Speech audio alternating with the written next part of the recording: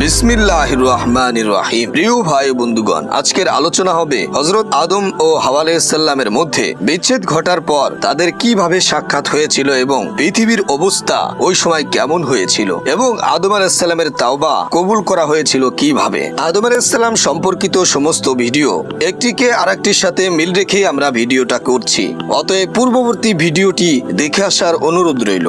চলুন কথা না বাড়িয়ে মূল আলোচনায় চলে যাই। আরাফাতের ওই জায়গায় বসে হযরত আদম আলাইহিস সালাম চোখের অশ্রুধারা বের করে মহান আল্লাহ রাব্বুল আলামিনের দরবারে পুনরায় দোয়া মগ্ন হলেন। দোয়ার মধ্যে তিনি বললেন, হে মাবুদ, আপনি আমার ও আমার স্ত্রী হাওয়ার গুনাহ মাফ করে দিন এবং আমি জানি না হাওয়া এখন কোথায় কিভাবে আছে, সম্ভবত তারও জানা নেই আমি কোথায় আছি। হে মাবুদ, আপনি আমাদের উভয়ের প্রতি করুণার দৃষ্টি ফেলে আমাদের মধ্যে পুনর্মিলন ঘটিয়ে মনকে শান্তি দান করুন। হযরত আদম আলাইহিস সালাম আজকের এই দোয়া সম্ভবত কিছুটা ফলদায়ক হলো। হযরত আদম আলাইহিস সালাম উপরে আকাশের দিকে দৃষ্টিপাত করে মোনাজাত করছিলেন। আল্লাহ তাআলা অসীম রহমত সহসা তার মানবীয় চোখের পর্দা হযরত আদম আলাইহিস সালামের দিকে নিমগ্ন করলেন। হযরত আদম আলাইহিস সালামের চোখের সামনে এবার ভেসে উঠল আল্লাহ তাআলার পবিত্র আরশে মুআল্লার অপূর্ব দৃশ্য, আর তার গায়ে লিখিত একটি কালিমা দেখতে পেলেন, আর সেই কালিমাটি হলো লা ইলাহা ইল্লাল্লাহু মুহাম্মাদুর রাসূলুল্লাহ সাল্লাল্লাহু আলাইহি ওয়াসাল্লাম। এ দেখা মাত্রই মনে দীর্ঘদিন পূর্বে স্মৃতি ভেসে উঠল।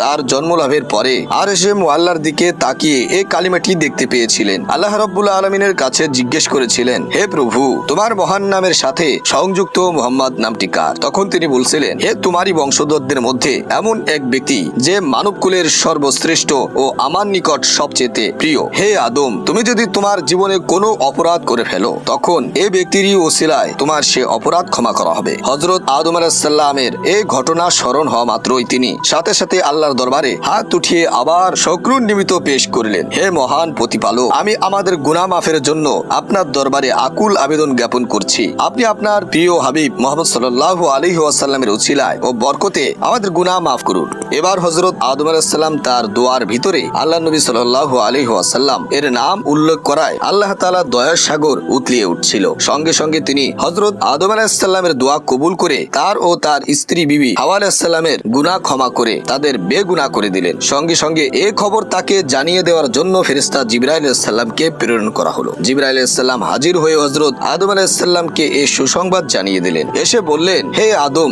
আপনি এবার আপনার দোয়ার মধ্যে হযরত মুহাম্মদ সাল্লাল্লাহু আলাইহি ওয়াসাল্লামকে উসিলা হিসেবে উল্লেখ করায় আপনার দোয়া আল্লাহর দরবারে কবুল হয়েছে এবং আপনাদের স্বামী স্ত্রীর গুনাহ সমস্ত গুনাহখাতা মাফ করা হয়েছে। এরূপ দোয়া যদি আপনি গুনাহ করার পর পর বেহেশতে বসেই উচ্চারণ করতেন তাহলে আল্লাহ রাব্বুল আলামিন বেহেশতের মধ্যেই আপনাদেরকে ক্ষমা করে দিত, দুনিয়ার মধ্যে আসতে হতো না, বরং তখনই সাথে সাথে আপনাদের গুনাহ মাফ হয়ে যেত এবং বেহেশতেই থাকতে পারতেন। হযরত আদম আলাইহিস সালাম বললেন, হে জিবরাইল, এতদিন আমি বিস্মৃতির দ্বারা এমন ভাবে আচ্ছন্ন হয়ে পড়েছিলাম যে এই কালিমাটির কথা এই সম্পর্কে আল্লাহ রাব্বুল আলামিনের বাণী একটি বারের জন্য মনে পড়ে নাই। দীর্ঘদিন পরে আজ মহান রব্বুল আলামিনের আরশ ও সে পবিত্র কালিমাটি আল্লাহর রহমতে চোখের সামনে ভেসে ওঠার ফলে আমি ওই নাম উল্লেখ করে আল্লাহর কাছে দোয়া করতে থাকলাম। ফেরেশতা জিবরাইল আলাইহিস সালাম সাথে হযরত আদম আলাইহিস সালামের কথোপকথন চলছিল। হঠাৎ হযরত আদম আলাইহিস সালামের চোখের দৃষ্টির সম্মুখ ভাগে দৃষ্টির শেষ প্রান্তের দিকে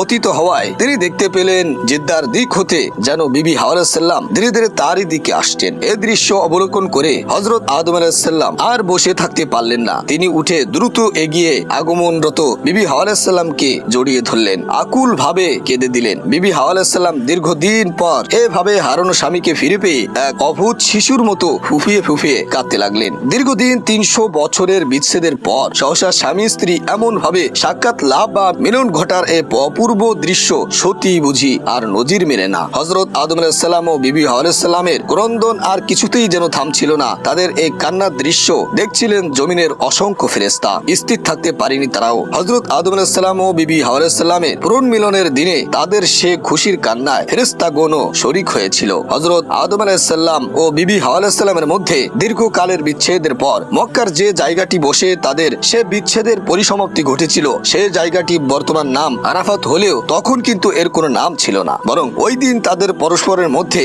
ওইভাবে দেখা সাক্ষাৎ সংগঠিত হওয়ার কারণেই তার নাম হয়েছে আরাফাত। হযরত আদম আলাইহিস সালাম ও হাওয়া আলাইহিস সালামের প্রতি ফরজ নামাজের সূচনা কিভাবে হয়েছিল? হযরত আদম আলাইহিস সালাম ও বিবি হাওয়া আলাইহিস সালামকে যখন পৃথিবীতে পাঠানো হয়েছিল তখন সমগ্র দুনিয়া ব্যাপী গাঢ় অন্ধকারাচ্ছন্ন ছিল। হযরত আদম আলাইহিস সালাম ও হাওয়া আলাইহিস সালাম 300 বছর কাল সে অন্ধকারের মাঝেই অতিবাহিত করেছিলেন। তারপর যেদিন ভোরে হযরত আদম আলাইহিস সালামের দোয়া আল্লাহর দরবারে কবুল হলো এবং আল্লাহ পাক তার গুনাহ মাফ করলেন, সঙ্গে সঙ্গে হযরত আদম আলাইহিস সালামের শুকরিয়া আদায় স্বরূপ আল্লাহর দরবারে দুটি সিজদা করেছিলেন। ওই সিজদা দুটি এরপর ফজরের 2 রাকাতে পরিণত হলো। এর পূর্বে হযরত আদম আলাইহিস সালামের প্রতি কোনো নামাজ আদায়ের হুকুম ছিল না, সুতরাং তিনি ইতিপূর্বে কোন রকম নামাজ আদায় করেননি। কিন্তু ওই দিনের পর হতে তার প্রতি ফজরের ওক্তে আদায় করার জন্য 2 রাকাত নামাজ ফরজ হয় এবং তিনি তা যথারীতি আদায় করতে থাকেন। তাওবা কবুলের দিন হযরত আদম আলাইহিস সালাম যখন সিজদা দুটি করে মাথা উঠালেন, দেখলেন একটু পরেই পূর্ব দিক হতে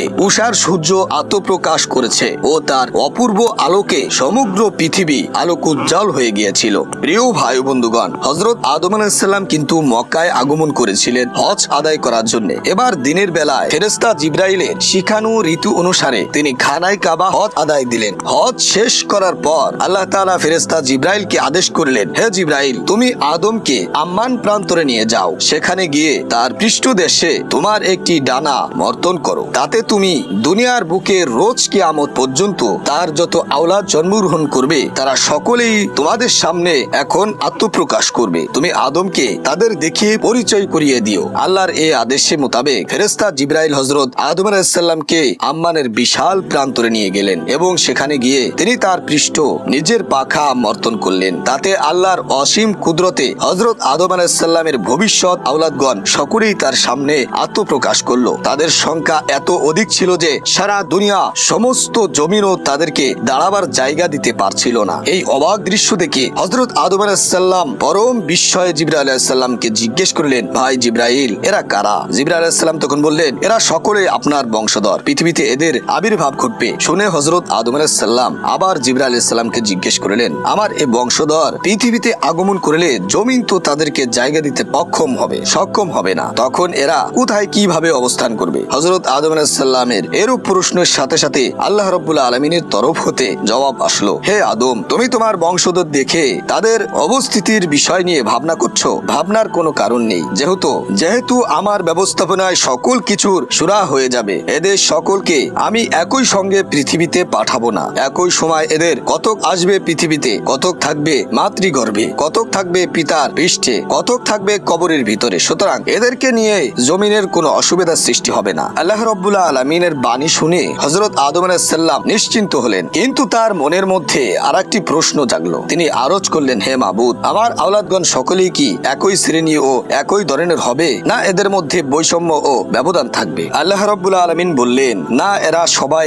একই ধরনের হবে না। এদের মধ্যে অবশ্যই ছোট বড়, উঁচু নিচু, উত্তম অধম এবং ধনী গরিব থাকবে। কেউ রাজা হবে, কেউ তার পূজা হবে, কেউ ধনী হবে, আবার কেউ অত্যন্ত মর্যাদাশীল হবে, আবার কেউ মান মর্যাদাহীন হবে। এই ধরনের বৈষম্য তাদের মধ্যে থাকবে। এই কথা শুনে হযরত আদম আলাইহিস সালাম অত্যন্ত উদ্বেগ ও অশান্তি প্রকাশ করে বললেন, হে মাবুদ, তবে তো আমার আওলাদগণের মধ্যে বহু বিবাদ, অশান্তি ও বিশৃঙ্খল সৃষ্টি হবে। আপনি এরূপ অবস্থা সৃষ্টি আপনার কি উদ্দেশ্য সাধন করবেন? আমার তো মনে হচ্ছে যদি আপনি আমার বংশধরদের সকলকে একই ধরনের করতেন, একই শ্রেণী এবং বৈষম্যহীন রূপে পৃথিবীতে পাঠাতেন, তাহলে তাদের মধ্যে কোন রকম অশান্তি ও অরাজকতার সৃষ্টি হতো না, বরং পৃথিবীতে পরস্পর শান্তি বিরাজ করত। তখন আল্লাহ রাব্বুল আলামিন বললেন, হে আদম, তুমি জেনে রাখো, আমার মানব জাতির সৃষ্টির মূলে একটি নিগুড় উদ্দেশ্য নিহিত রয়েছে। উদ্দেশ্যহীন ভাবে আমি তোমার আওলাদ দুনিয়ায় পাঠাবো না। যাকে ধন সম্পদ, মান মর্যাদা, সুখ শান্তি দিয়ে পাঠাবো, আমি দেখবো সে আমার এ নিয়ামত পাওয়ার পরে